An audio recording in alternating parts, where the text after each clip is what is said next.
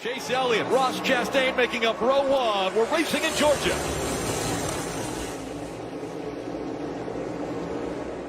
What's going on, guys? Welcome back to another episode of KozMatt's Race Recap. Let's get right into the 19th race of the season that brought us to Atlanta. This race certainly did not disappoint. Let's get right into this thing.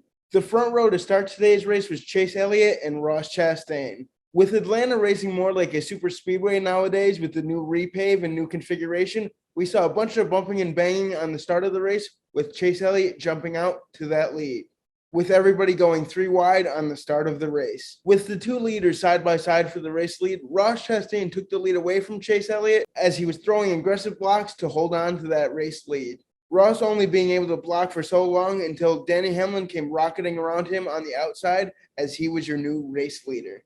His lead was short-lived, as wouldn't you know it, Ryan Blaney did the same thing as he powered by him on the bottom side. It was just a bunch of passing early in stage one for that race lead, and I loved to see it. The lead swapping back and forth so many times, we saw Chase Elliott retake the lead on lap 24 right before the competition caution on lap 25.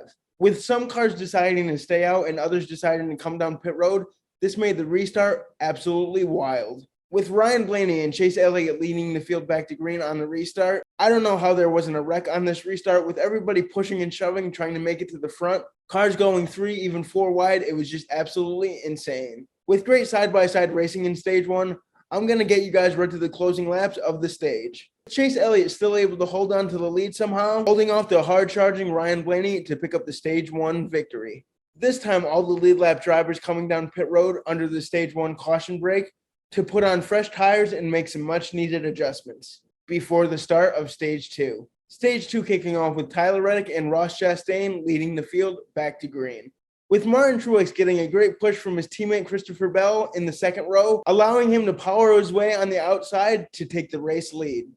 With the racing in stage two just so aggressive early, we had to know it was a matter of time before we had our first caution due to incident of the day. And that's exactly what happened on lap 79 of the race, as we had a three-car pileup bringing out the caution. With the green flag back in the air, we saw Martin Truex shoot back out to that race lead after a great push from Ryan Blaney. However, Chase Elliott was having none of it as he made an impressive move, taking the race lead after making the move on the outside line.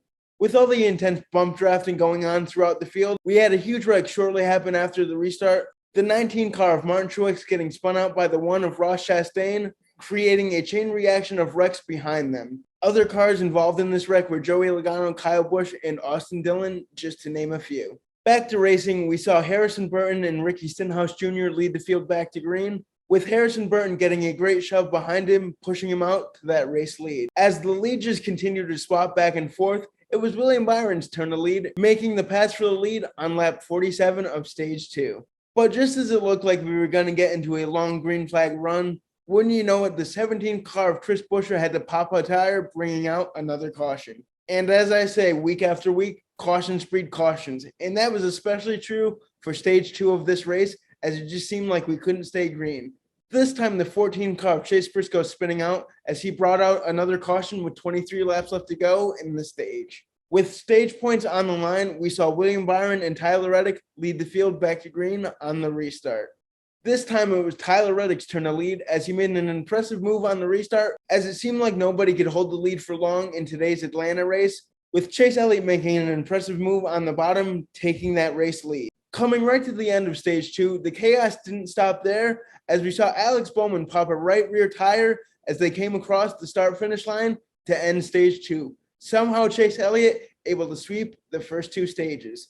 Unfortunately for Chase Elliott's teammate Alex Bowman, the damage to his race car was too severe, causing an end to his day. With the craziness of the first two stages behind us, we strapped ourselves in for a wild third and final stage. The final stage kicking off with Austin Cindric and Eric Almirola leading the field to green, with Austin Cindric getting a great launch on the restart, pushing him out to that race lead, as everybody was 3 and 4 wide behind him, trying to battle to the front as the pay window was about to open. With everybody pushing so hard, we had another wreck, this time the 15 car getting spun around, collecting the 8 and the 24 car as well. Tough luck for both the 8 and the 24 car, as they looked like they had cars capable of winning this thing. Gearing ourselves up for another wild restart. This time it was Eric Jones' turn to lead the field back to green, with Ross Chastain in second place as the two were door-to-door for that race lead. Everybody else 2x2 behind them. You know what? They call this new configuration at Atlanta a mini Daytona or Talladega, and that certainly rings true, as it was just a wreckfest in today's race.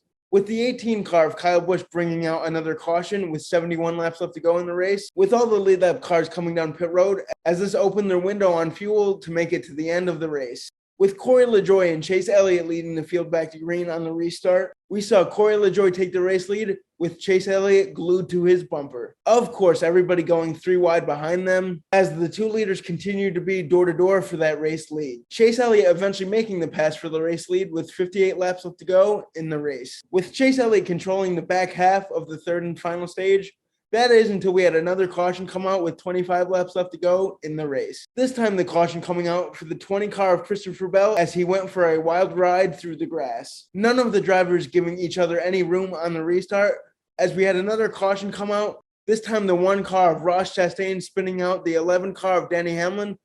And as we know, both these drivers have history, and Denny Hamlin was none too happy. As this brought us to a 9-lap shootout, or so we thought, because wouldn't you know it, the 22 car of Joey Logano had to get spun out and turned on the restart. I just wanted to see who was going to win this thing, lining us up for a 3-lap shootout and one final restart. With Corey LaJoie and Martin Truex leading the field to green on this final restart, Corey LaJoie did all he could to try and secure his first Cup Series victory. However, he could just not make it happen, as Chase Elliott made the move around Corey LaJoie to take the race lead in the closing laps. Corey LaJoie trying to go back around him, not being able to make it happen on the outside line, hitting the wall, creating a huge wreck behind him, and Kurt Busch getting the worst of it, allowing the hometown boy Chase Elliott to pick up the race victory. Congratulations to Chase Elliott, the hometown kid, picking up the race victory in today's wild race. Let me know what you guys thought about the Atlanta race. Always like, comment, and subscribe. And Matt and I will see you Tuesday with a Monday Night Raw recap. Peace out.